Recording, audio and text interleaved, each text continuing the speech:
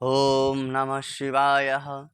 अरुणकमलसंस्थां तद्रुजा पुञ्जवर्णा करकमलधृतिष्ठां भीतियुगमाम्बुजस्य मणिमुकुटविचित्रः अलङ्कृता कल्पजालै भवतु भुवनमाता सन्ततं श्रियै नमः। नमस्कार। इस खुशी और स्वस्थता के त्यौहार दीप उत्सव की आप सभी मेरे प्यारे सब्सक्राइबर और दर्शकों को हार्दिक हार्दिक शुभकामनाएं। आज हम बात करते हैं माँ लक्ष्मी पूजन आप कैसे करें, घर में क्या विधि विधान करें, क्या सामग्री लगाएं, क्या आप समय से लेकर आएं। चलो वीडियो में बात करते हैं। इससे पहले अगर आप नए हैं तो चैनल सब्सक्राइब कर लीजिए, लाइक करिए और जो भी आपका प्रश्न हो कमेंट बॉक्स में आप उसको लिख दीजिए। जितनी जल्दी हो सके हम आपको उसका उत्तर अवश्य देंगे। चलिए हम बात करते हैं आज के कल आप जो पूजन करने वाले हैं उसकी तैयारी आपको कैसे करनी है और कहाँ से प्रारंभ करनी है। सर्वप्रथम गाय के गोबर से आपको एक लीप कर अच्छे से समथिंग 1x1 या 1x2 की जगह में आपको पटा रखना है। उसके ऊपर श्वेत या पीत वस्त्र बिछाकर अच्छे से अष्टदल कमल बनाकर उसके ऊपर कलश की स्थापना करनी है। एक दीपक लगाना है। यह आप सभी को सामग्री एकत्रित करनी है पहले पूजन के पहले। इसके बाद में आपको नीचे कुछ कपड़ा लाल या पीला ही कपड़ा बिछाकर उसके ऊपर आपके स्वर्ण आभूषण वगैरह रत्न वगैरह रुपए वगैरह आपको रखना है पास में। इसके बाद में आपको महालक्ष्मी की एक रत्न जड़ित या फिर आप जैसी प्रकार की मूर्ति लेकर आए हैं वहां पर स्थापित करना है। इसके उपरांत में आपको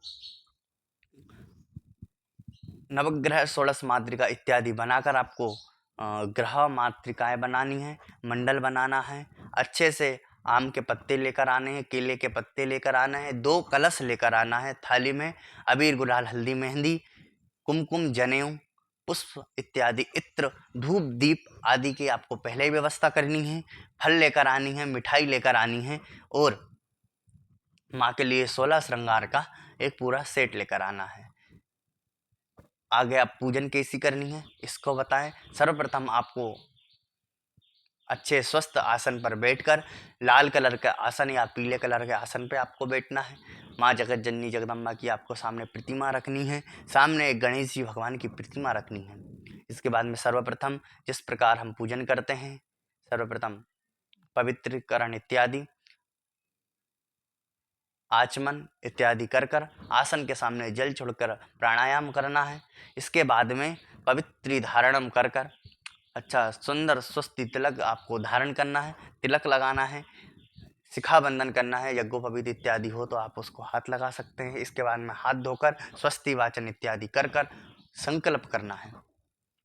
संकल्प के बाद में आपको सर्वप्रथम जो 5 तत्व होते हैं उनका पूजन करना है। कलश,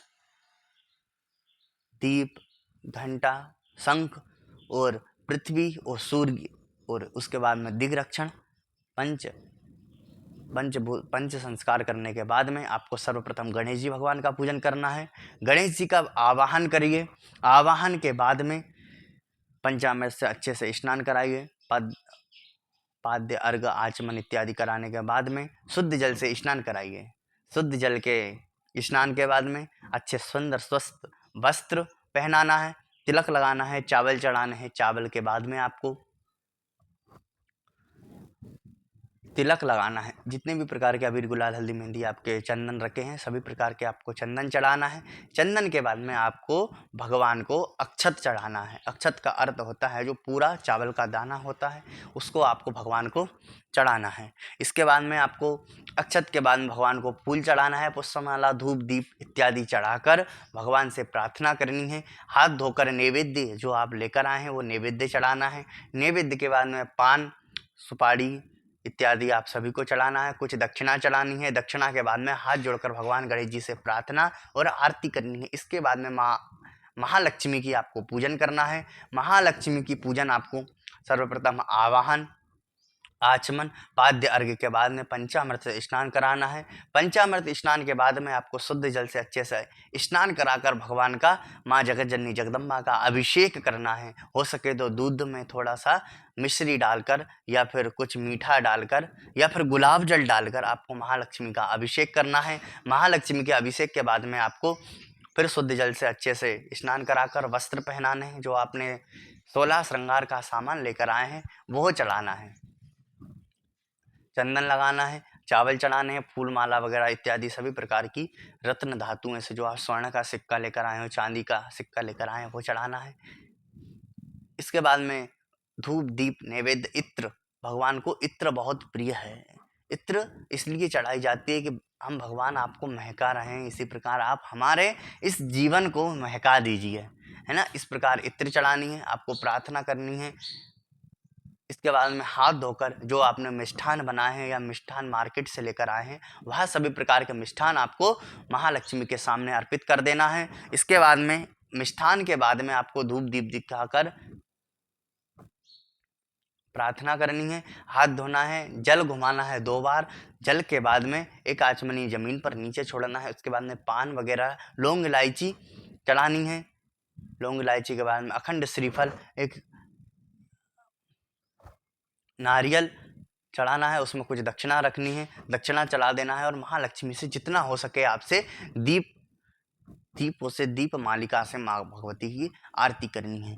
इसके बाद में माँ अष्टलक्ष्मी की आरती करनी है, जो नित्यक्रम पूजा प्रकाश में बताई गई है। अष्टलक्ष्मी की आरती के बाद में अंग पूजन करना है। अंग पूजन सर्वप्रथम भगवान के, माँ जगत जननी से विनियोग छोड़कर ऋषि इत्यादि न्यास करें, कर न्यास करें, षडंग न्यास करें, आवाहन इत्यादि कर कर भगवान को, माँ जगत जननी की अष्टलक्ष्मियों का आपको पूजन करना है। अष्टलक्ष्मियाँ कौन कौन सी बताई गई हैं ये आप थोड़ा सा सुन लें। जो 8 प्रकार की लक्ष्मियाँ हैं उनकी पूजन करनी है। इसके बाद में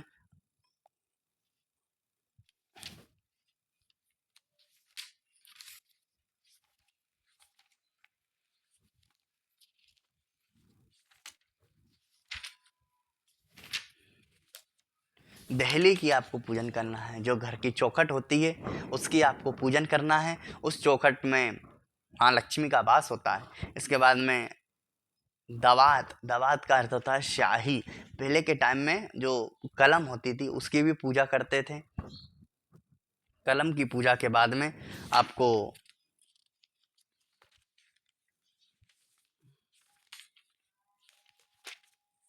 लेखनी की पूजन करना है। लेखनी, पहले दवात अलग होती थी और लेखनी अलग होती थी, इसलिए आप पेन की पूजन कर सकते हैं। यहाँ पर भगवान कुबेर की, अगर आपके घर में चांदी वगैरह की प्रतिमा हो या किसी भी प्रकार की प्रतिमा हो तो आपको उसकी पूजन करना है। इसके बाद में अगर आप व्यापारिक क्षेत्र में हैं, कार्य क्षेत्र में हैं, तो आप अपने तुला और मान, बाट वगैरह जो होते हैं या फिर जो तोलने का जो तोला होता है उसकी पूजन आपको करना है। इसके बाद में दीप मालिका की आपको पूजन करना है। जो आपने 108, 51, 11, 208, 108, 1008 जितने भी आपने दीपक लगाए हैं उन सभी का आपको पूजन करना है। उसके बाद में महालक्ष्मी की प्रधान आरती करनी है ना। यह तो सब महालक्ष्मी से, व्रत से संबंधित सभी चीज हो गई है। इसके बाद में महालक्ष्मी की आरती करके पुष्पांजलि। अब आपको फटाके वगैरह की लाए हैं तो पूजन करनी है, फिर उसके बाद में ही फटाके चलाने हैं, है ना। अच्छे से फटाके फोड़िए, महालक्ष्मी जी का व्रत कीजिए, पूजन कीजिए और अच्छे अच्छे से मिठाइयाँ खाइए, गुलाब जामुन खाइए, रसगुल्ले खाइए इत्यादि सभी सामग्री खाइए। धन्यवाद।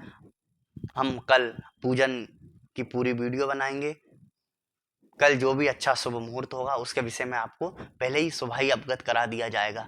धन्यवाद। अगर आप नए हैं तो चैनल सब्सक्राइब कर लीजिए, लाइक कीजिए और सभी को इस पूजन की सारी विधियां बताइए। धन्यवाद, नमस्कार। कल मिलते हैं कल की विशेष वीडियो में।